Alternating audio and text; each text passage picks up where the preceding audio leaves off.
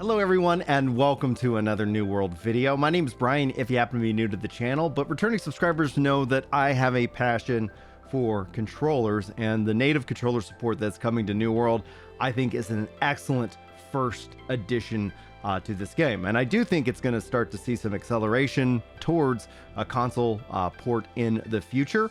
And ultimately I'd be very curious as to your thoughts just on that subject alone. Do you want to see New World on console or not? Sound off. I'd love to have that conversation with you. But today, especially in that vein, they have posted about native controller support and doing kind of a deep dive on this. Now, I was out of town, so I wasn't able to kind of see that this was posted. So this is a little bit behind the scenes. They did post today about the Glacial Tarn, maybe the Tarn, something. They have a post today, one way or the other. And I want to go through this because there's some interesting tidbits that you might not be aware of, some feedback that I actually had towards it. And for PvP players out there, note that in Season 5, the aim assist and the lock on target is not going to be active in PvP, which I think is a good thing. But in terms of how this gets rolled out and updated, I'll keep you guys up to date on how that changes, especially when it is all said and done. I know that there's debate easily online when it comes to controllers versus keyboards and mouse, and I clearly obviously fall in the I'm glad it has controller support camp. But let's go ahead and dive in. New features, aim assist. This is going to assist with obviously your ranged attacks. I've practiced with this stuff and it works fantastically. I have honestly very little feedback that I initially gave. Obviously being able to fully customize the controller, which is not in this iteration, is a must, but at least if nothing else, this feature is there. Targeting friction is where your reticle speed when you're hovering over a target slows down. This is going to make it easier to hit those headshots and more, so you're not just kind of swinging wildly past them in this case. Enemy target lock is going to be excellent for melee. Honestly, this probably works very well for ranged as well, but the ability to kind of lock on target and be able to attack is going to be, I think, very enjoyable for even keyboard and mouse players.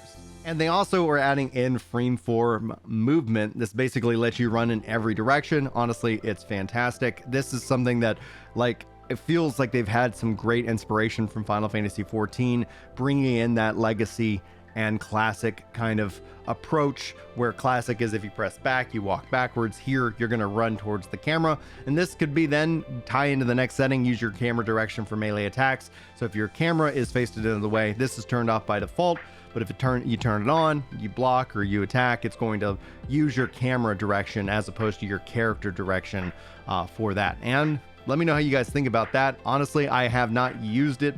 I didn't find that it was needed yet, but I'm glad it exists.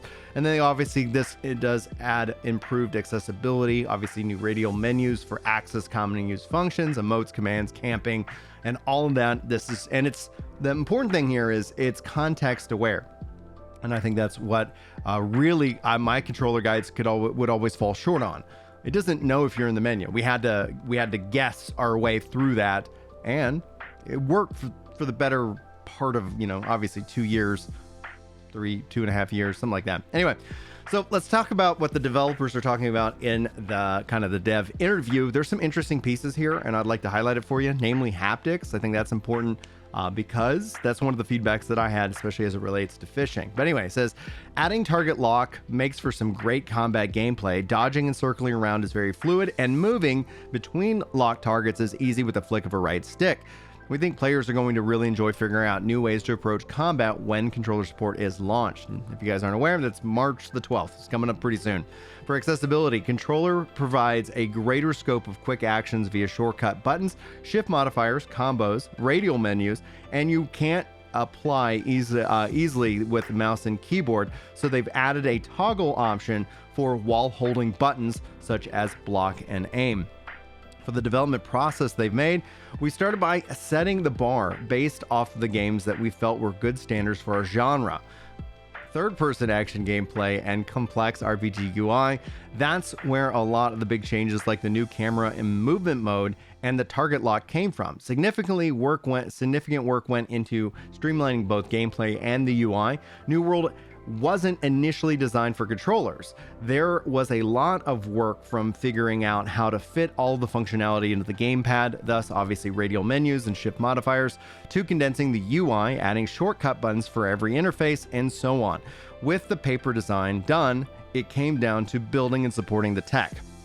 For new things like haptics tied to audio cues, cursor magnetism, etc., redesigning and implementing the UI, and finally getting the feel for movement, combat, and menu navigation right.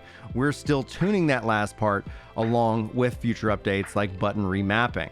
Now, the team has many different types of players, so they kind of went back and forth on how hardcore or complex to make the controls. Some of the developers have played New World for years on Steam controllers, and they hope to support the range of custom input possible, like double taps, multiple modifiers, gyros, touchpads, multiple button combos, plus everything mixable and nestable. 2-button modifiers, 2-button combo double taps, for example. Some of which is a real nightmare for the UI, but I can't even say the word, dynamically display, we like to have the input prompts on screen. Limited time and resources went into focusing on the majority of our players and what they prefer, but we'd love to allow that level of customization in the future. I think that's going to be really cool to see as that rolls out. Again, this is their first pass of this update. There was a matter of transferring the many keyboard inputs of the complex mmorpg to a handful of controller buttons, and thus the radial menus, shortcut buttons, shift modifiers, etc. In addition, we had to make changes to the camera, the visual cues, and controllers to read and play better during combat. That said, we did find these changes actually transfer well back to mouse and keyboard, and we will launch the multiple button preset layouts, but try to find the best default. To find the best default was a challenge. Having more player data earlier would have helped drive these decisions. Haptics is considerably a different across controller types too, and we discovered that late in the process. It was a very scary moment when we realized New World's system for generating and controlling haptics vibration is tied to game audio. This would not work with the DualSense controllers. Luckily, as the deadline loomed, we were debating whether we delay gamepad support. Boo. Yeah, I'm glad they didn't.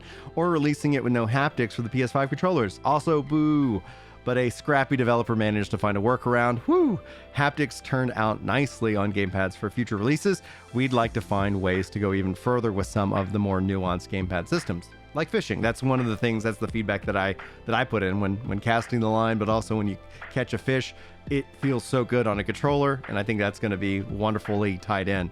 Now, regarding PvP controller balance, they want to make sure everybody's, and we talked about this already, due to balance concerns, there's not going to be the lock on target and aim assist in PvP due to these concerns, but they're going to look at evaluating and reevaluating this as time goes on. So when it's all said and done, I'd love to hear your thoughts, and especially as it relates to PvP. Like, will you as a controller player find the way that it is in PvP right now to be adequate, or is there going to have to be some kind of give and take? I don't see the lock on target in PvP to being something that I personally want, but that aim assist question, and hopefully if they do add that aim assist into the PvP mode, that it is adjustable so it's not like the PvE mode and the PvP mode need to have the same level of aim assist, but at least the friction's there that will help as you aim to kind of slow down on the target without kind of just blasting past them.